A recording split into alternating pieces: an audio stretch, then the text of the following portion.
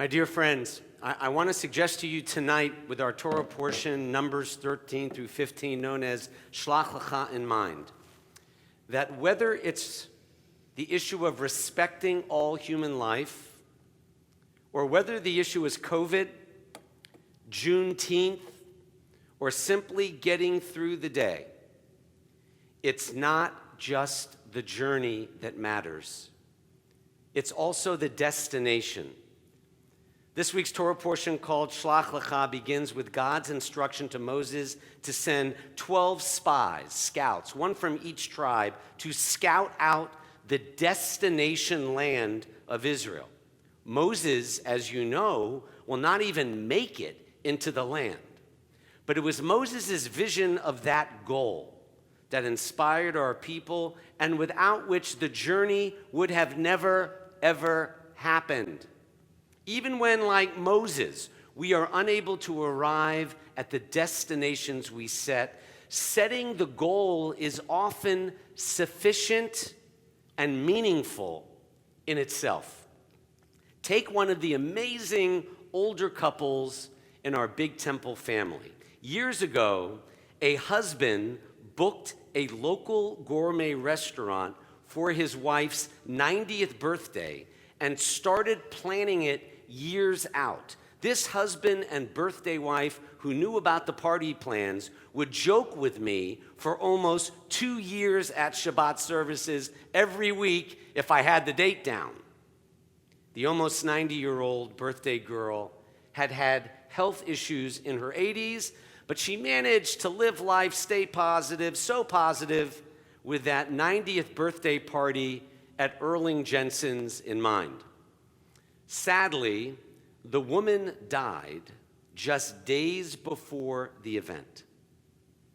Looking back, I shared with the husband, it was the destination celebration that kept her going. Or take this pandemic we're in. Sure, there have been silver linings since March, with everyone forced to slow down, families sheltering in place, relatives and friends checking in more than before the pandemic hit. It's been quite a journey, hasn't it? This is our 15th live stream only Shabbat, and we're reaching more members and guests through online programs and lifelong learning at timemphis.org than we did when our campus and the Stanziger Chapel were filled with people. Lots has been written about this COVID journey.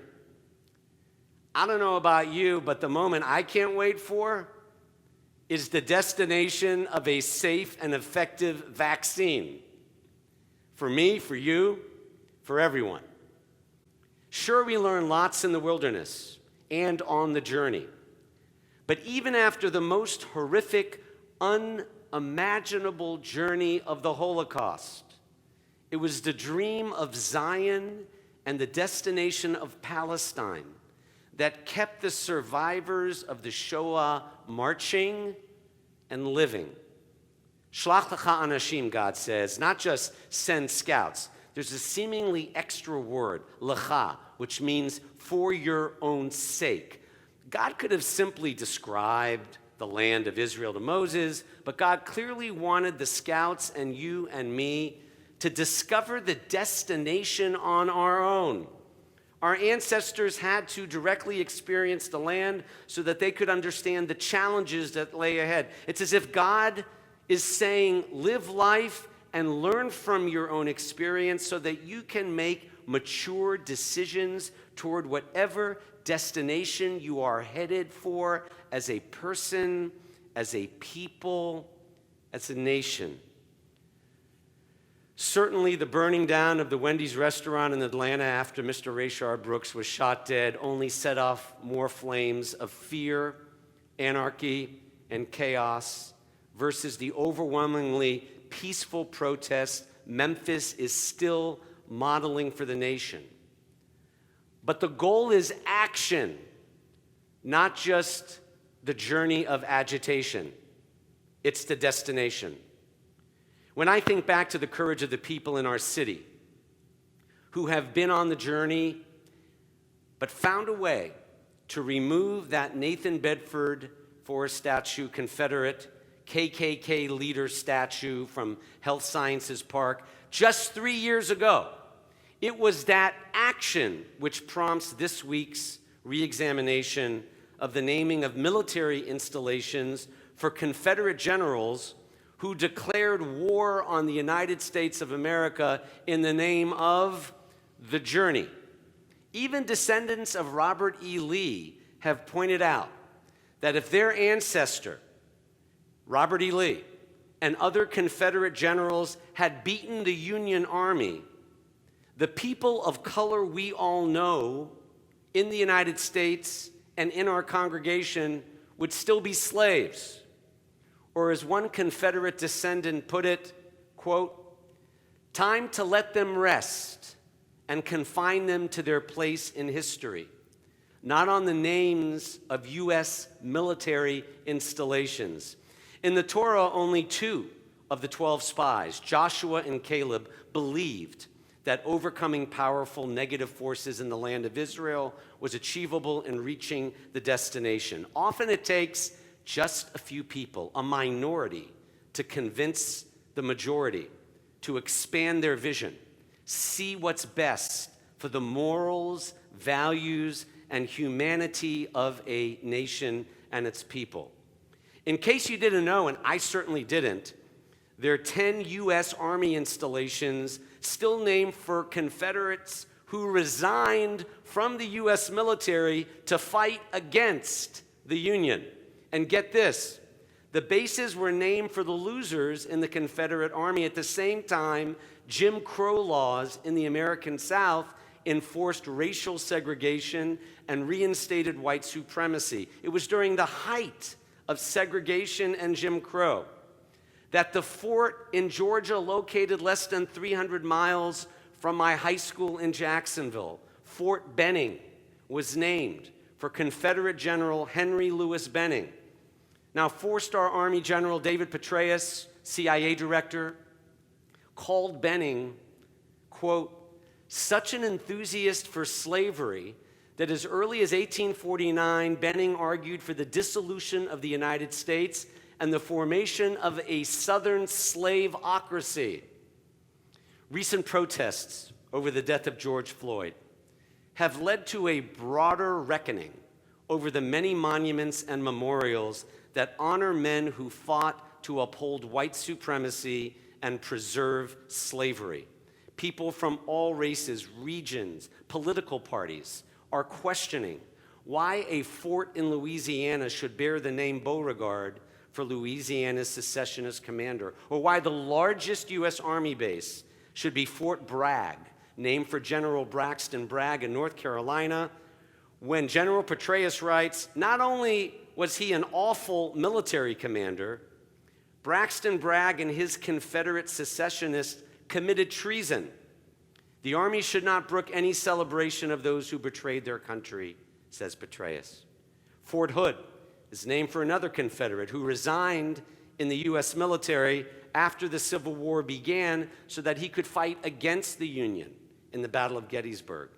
A Lee family relative said, "Keep the name of the college where my ancestor Robert E. Lee served as president from 1865 until his death in 1870. She was recalling how Washington College was renamed Washington and Lee.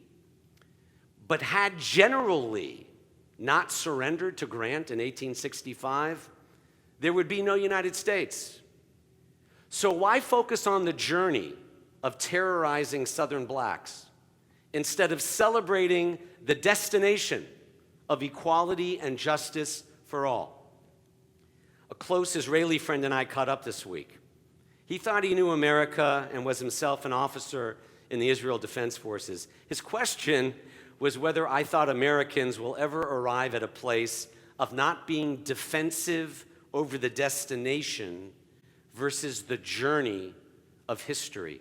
"What do you mean?" I asked. He replied, "Like changing the names of military bases for treasonous losers and declarers of war against your country instead of the real heroes of the United States who fought against slavery and not for it." My friends, we look so utterly adrift to the world morally and to what Abraham Lincoln called the better angels within us. In this week's Torah portion, Joshua and Caleb were the only two of the 12 scouts who brought back a positive report about the destination Israel. The other 10 got overwhelmed just thinking about the journey. They said, all the people that we saw in that land were giants.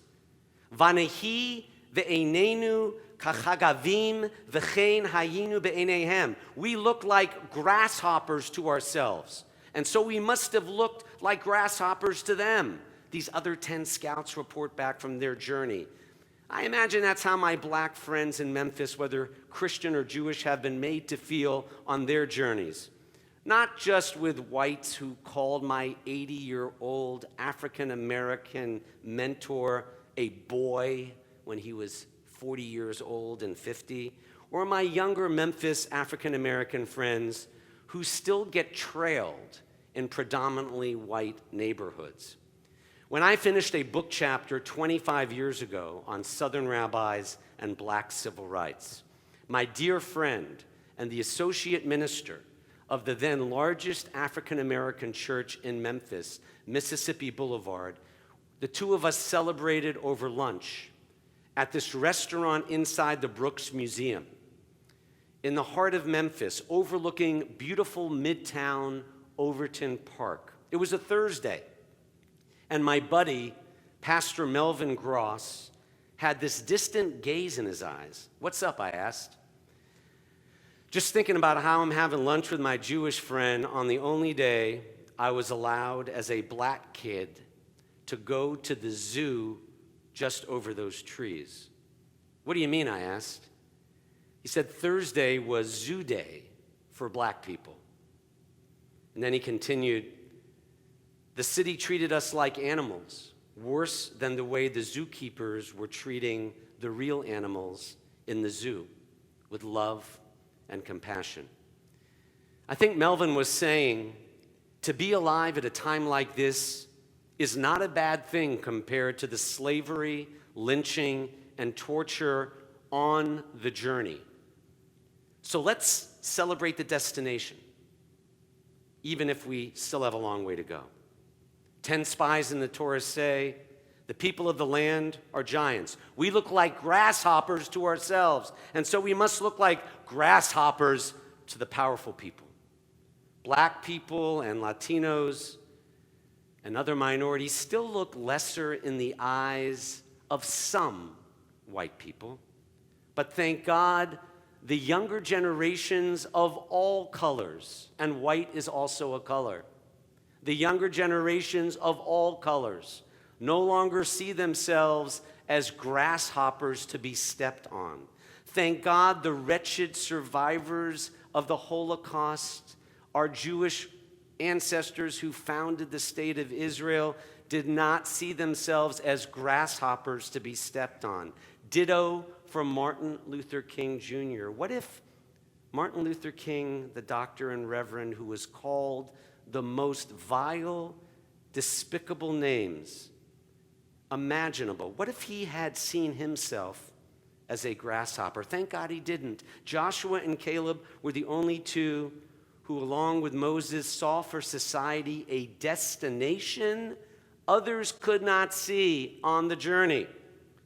Despite the sorrow and trouble in the land then and now, despite the struggle on this journey, longing for something better, with rebellions against Moses still to come next Shabbat, Joshua, Caleb, and Moses, and so many people in America today are saying, against all odds, yes, we can arrive at a better place for all. V'im lo achshav ematai, and if not now, when?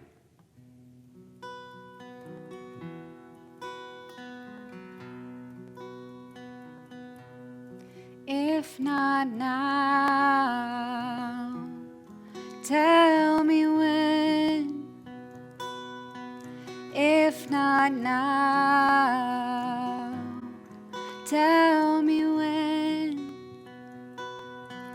We may never see this moment or place in time again. If not now, if not now, tell me when. If not now, tell me when. If not now, tell me when. We may never see this moment or place in time again. If not now, if not now, tell me when. I've seen sorrow and trouble in this land. I've seen sorrow and trouble in this land. Although there will be struggle, we'll make the change we can. If not now, if not now, tell me when. If not now, tell me when. If not now, tell me when. We may never see this moment or place in time again. If not now, if not now, tell me when. I may never see the promised land. I may never see the promised land. And yet we'll make the journey. We'll walk it hand in hand. If not now, if not now, tell me when. So we'll work until it's done. Every daughter, every son, every soul that's ever longed for something better, something brighter.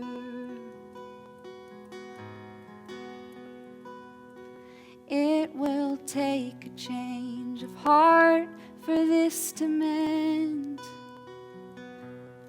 It will take a change of heart for this to mend.